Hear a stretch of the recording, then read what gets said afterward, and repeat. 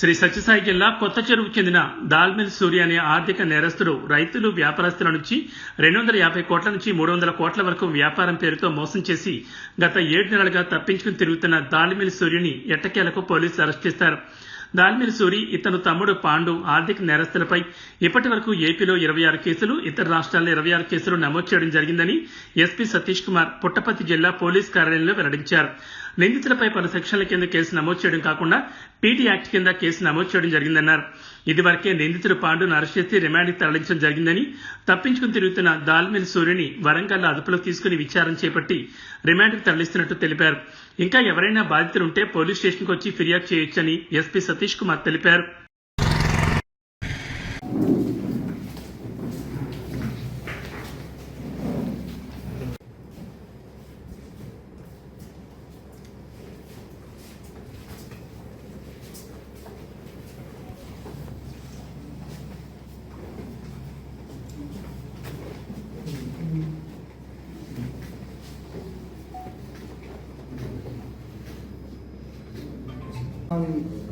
ఈరోజు దాల్మిల్ సూరి అని చెప్పేసి మోరిమిశెట్టి సురేష్ అలియాస్ దాల్మిల్ సూరి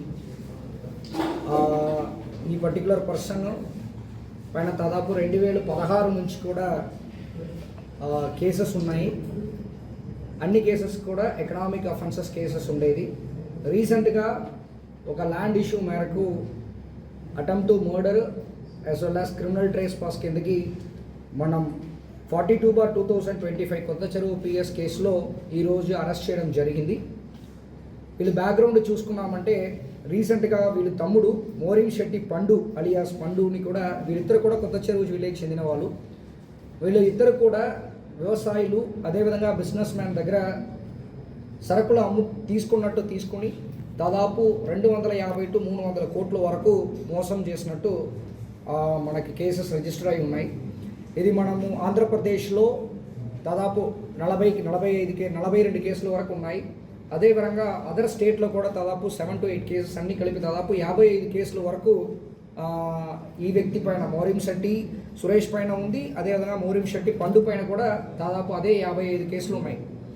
సో దీని మేరకు మనం మోరిమిశెట్టి పండుని మనము రీసెంట్గా ఒక 2 months ముందు అరెస్ట్ చేసేసి జైలుకి పంపించడం జరిగింది. తర్వాత వాళ్ళపైన ప్రివెంటివ్ డిటెన్షన్ యాక్ట్ కూడా పీడీ యాక్ట్ కూడా పెట్టడం జరిగింది రీసెంట్గా.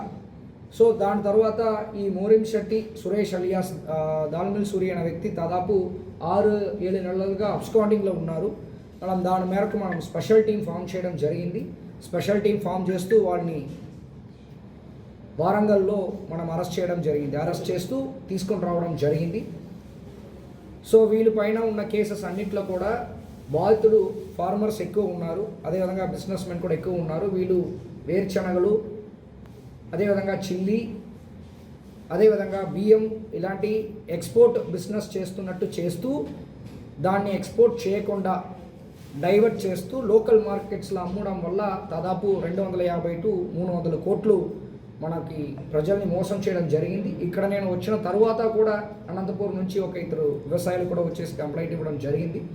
ఇప్పుడు దీనిట్లో ఏంటంటే ఈ పర్టికులర్ కేసెస్లో మేము ఇప్పుడు దర్యాప్తులు స్టార్ట్ చేస్తాం. అంటే ఆల్రెడీ కొన్ని కేసెస్లో ఎకనామికల్ అఫెన్స్ కేసెస్లో, పాత కేసెస్లో కొన్ని కేసెస్లో కాంప్రమైజ్ అయిపోవడము, తర్వాత సివిల్ నేచర్ కిందకి డిస్పోజ్ చేయడం అనేది జరిగింది కొన్ని పాత కేసెస్లో. కానీ కొత్త రీసెంట్ కేసెస్లో ప్రాపర్ ఎవిడెన్స్ గ్యాదర్ చేస్తూ కొన్ని కేసెస్ ఆల్రెడీ ట్రయల్ స్టార్ట్ అవ్వబోతున్నాయి. కొన్ని కేసెస్లో ఇప్పుడు ఈ వ్యక్తిని అరెస్ట్ చేయడం వల్ల రిమైనింగ్ ఏమేమి అండర్ ట్రయల్ కేసెస్ ఉన్నాయో అన్నీ కూడా పీటీ కేసెస్గా కన్వర్ట్ చేస్తూ ఇమీడియట్గా ఛార్జ్ షీట్ వేస్తూ వీళ్ళపైన ఇమీడియట్గా ట్రయల్ కండక్ట్ చేస్తున్నట్టు ప్లాన్ చేస్తున్నాము. అది కాకుండా ఆర్గనైజ్డ్ క్రైమ్ అంటారు, అంటే ఒకే విధమైన క్రైమ్ని మళ్ళీ చేయడం ఆర్గనైజ్డ్ క్రైమ్.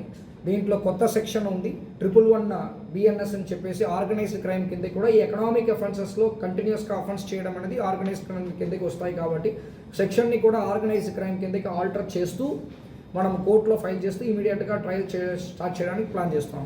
అది కాకుండా దాదాపు 55 కేసెస్ వరకు ఉన్నాయి. కాబట్టి వీళ్ళపైన ప్రివెంటివ్ డిటెన్షన్ యాక్ట్ కూడా మనం ఆల్రెడీ ఇనిషియేట్ చేశాము. దాన్ని అపీల్ చేస్తూ హైకోర్టులో కూడా వేయడం జరిగింది. దాల్మిల్ సూరి హైకోర్టులో వేశారు, ఇలాగా అక్రమంగా పీడీ యాక్ట్ వేశారని చెప్పి. కాకపోతే హానరబుల్ జ్యుడిషియరీ దాన్ని పరిశీలిస్తూ లేదు వాళ్ళు చేసినది కరెక్ట్ లాగా ఆ పిటిషన్ని డిస్మిస్ చేస్తూ పీడీ యాక్ట్ని అమలు చేయొచ్చు అన్నది కూడా వాళ్ళు పర్మిషన్ ఇవ్వడం జరిగింది. కాబట్టి ఇప్పుడు రిమాండ్ చేసిన తర్వాత మళ్ళీ పోలీస్ కస్టడీ తీసుకుని ఏ విధమైన మెథడ్ యూజ్ చేసి ఇంతవరకు మోసం చేశారన్నది కూడా క్లారిటీ తెచ్చుకుంటాము. ఇప్పుడు అఫీషియల్గా ఈరోజు రిమాండ్ చేస్తూ మళ్ళీ నెక్స్ట్ 2-3 డేస్లో పోలీస్ కస్టడీ తీసుకుంటాము. తర్వాత ఈ ప్రివెంటివ్ డిటెన్షన్ యాక్ట్ని కూడా మనం ఇంప్లిమెంట్ చేస్తాం. సో మనం ఈ పర్టికులర్